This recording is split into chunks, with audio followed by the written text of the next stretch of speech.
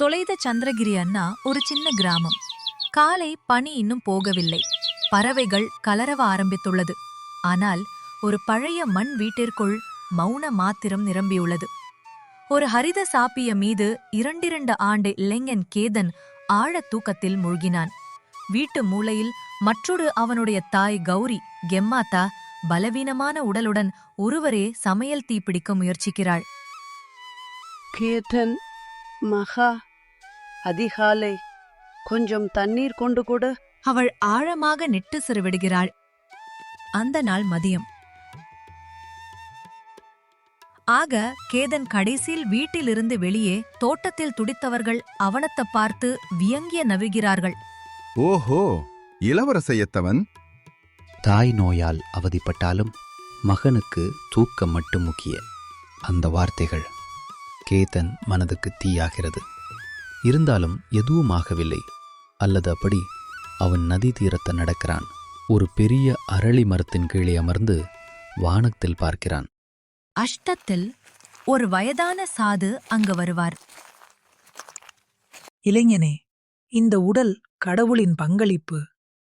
தூக்கத்திற்கு சமர்ப்பிதரே, ஒரு நாள் அதன் விலை கட்ட வேண்டும்.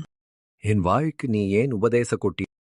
அந்த நாள் போது நீனே என் வார்த்தை ஞாபகப்படுத்திய. சாது அங்கிருந்து புறப்படுகிறான். சில நாட்களில் விதி தன் அட்டகாச காட்டியது. கௌரி அம்மா தண்ணீர் கொட தருவதாக அச்சனக் நிலக்குருளினாள். கிராமிய மருத்துவன சோதித்து சொன்னான். அவளது நுரையீரல் மிகவும் சேதமடைந்துள்ளது. உடனடியாக பெரிய மருத்துவமனையில் சிகிச்சை பெற வேண்டும். செலவு குறைந்தபட்ச 70,000 ரூபாய். அந்த வார்த்தை கேதன் வாழனே கத்துக்கொண்டான். கேதன் கிராமிய வீட்டிற்கு செல்கிறான். யாரும் உதவுங்கள். கிராம தலைவர், உன் சோமாரிதனத விலை இப்போது கட்டுகிறிய. அடுத்த நாற்கால கேதன் சேத்தன பலிகே பேசல போனா. துடியோ கையில்லாதவன், உதவி கேட்கோ உரிமையில்லை. அதை கேட்டதும் கேதன் செத் தன் வீட்டிலிருந்து புறப்பட்டு வெளியே செல்கிறான். சூரிய அஸ்தமிக்கும் நேரத்தில் கேதன் முற்றிலும் சரிந்துவிட்டது. நதி தீரத்தில் அமர்ந்து அழுகிறான்.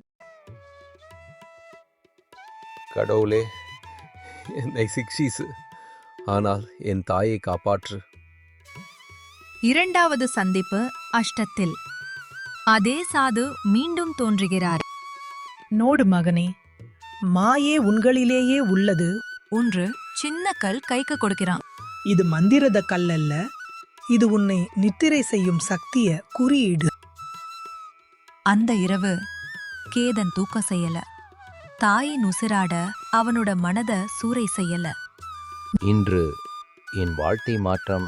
காலை ஜாவ கேதன் கல்கனி வேலைக்கு சேர்கிறான். கல் உடைப்பது, எடை எடுப்பது, இரவு மரவெட்டுவது. இரத்த இருந்தாலும் அவன் நிற்கவில்லை. ரூபாய் சேர ஆரம்பித்தது. 5,000, 10,000, 30,000.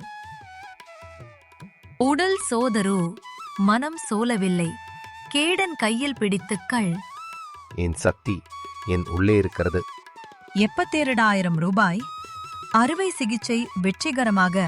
சில நாட்களில் கௌரி அம்மா மீண்டும் நடந்து கொண்டாள்.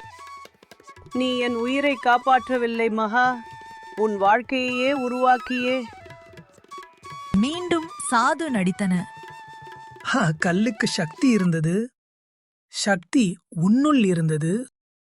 கல்லனை நதிக்கு அனுப்புகிறான். அதிர்ஷ்டம் நம்மை மாற்றாது.